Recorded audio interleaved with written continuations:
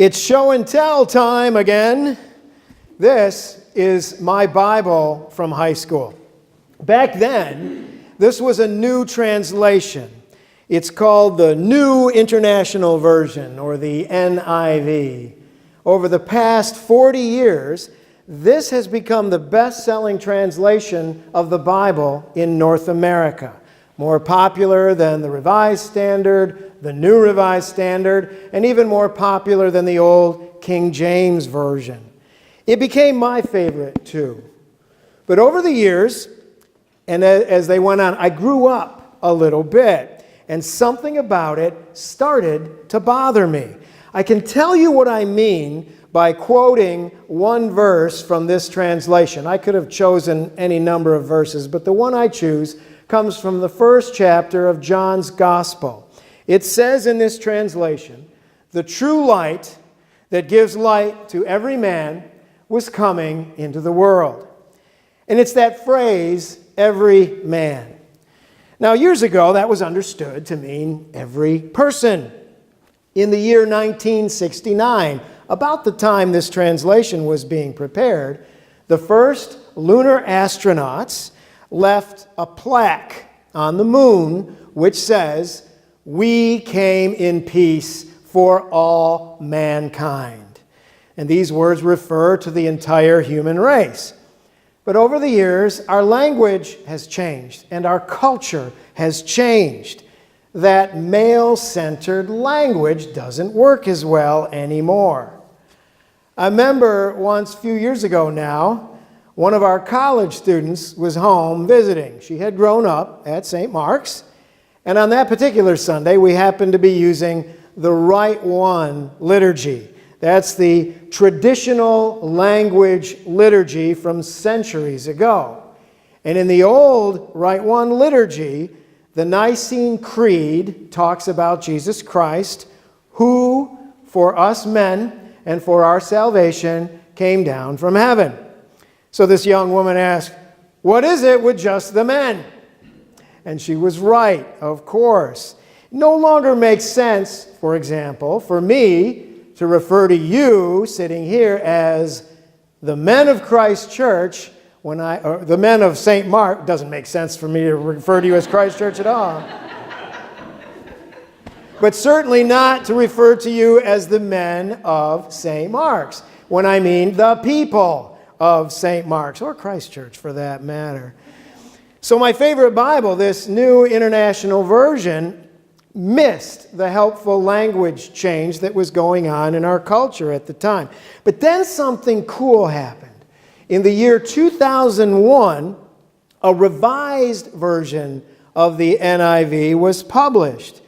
It's called Today's New International Version.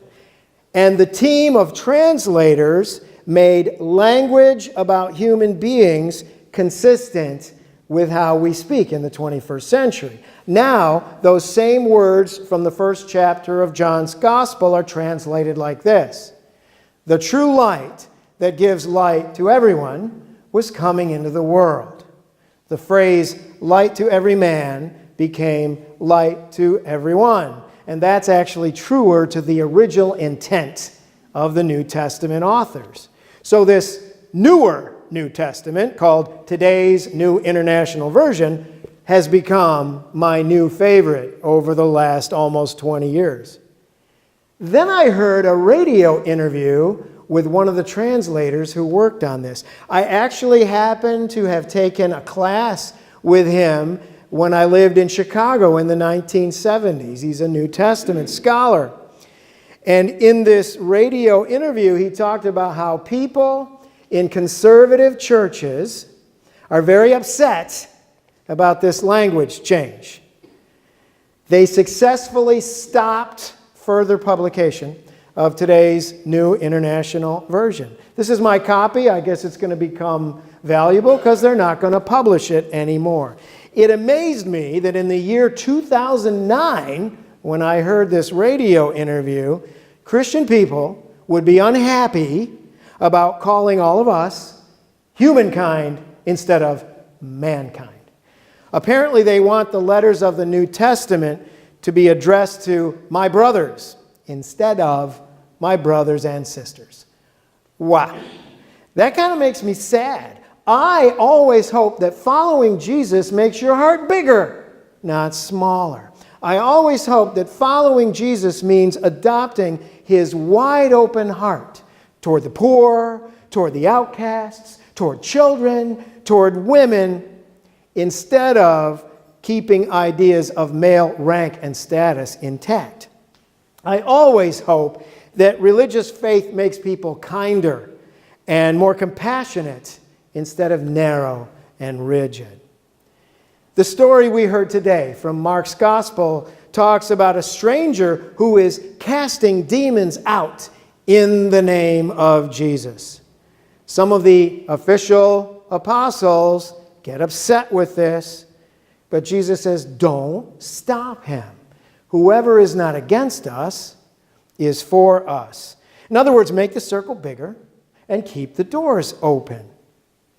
And that leads me to my third item for show and tell today. This is a greeting card I was sent. I liked it so much, I framed it. I keep it on my office wall here at church. Some of you will remember Hilda Zerwick, who was a longtime faithful member of St. Mark's. Hilda always had a big heart, and she knew I'd love this card, and I did. This card has several versions of the Golden Rule. The version we know is here.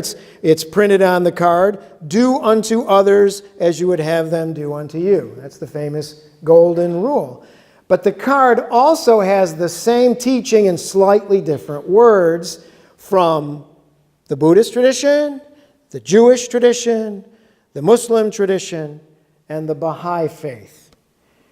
The test of any religious or spiritual practice, the real test, is whether or not it leads to practical compassion. I always hope that following Jesus makes your heart bigger, not smaller. I always hope that following Jesus means adopting his wide open heart toward everyone. I always hope that religious faith will make people kinder and more compassionate rather than narrow and rigid. Years ago, I saw a slogan that kind of sums this up. It would make a good motto on the sign outside every church around the world. Big God, big church. God's heart is big enough for all humanity and, in fact, all of creation. Our church should be big enough to welcome anyone who chooses to walk with us. We may have a small church building here in Chenango Bridge, but I think we have big hearts, and our doors are always unlocked. Literally, people can come into this church day or night to pray or to meditate or just to get warm. I think that's an important image for us to live up to. Open doors, open hearts. Big God, big church.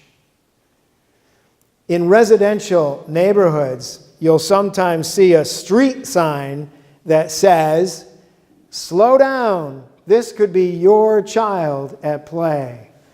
I bet you God likes that sign. Let your religious practice open you up and make your heart bigger. Everyone you meet is one of God's children, including you. So look at them all, male, female, young, old, gay, straight, black, brown, white, Christian, Jewish, Muslim, Buddhist, and see what God sees. Your child at play. Amen.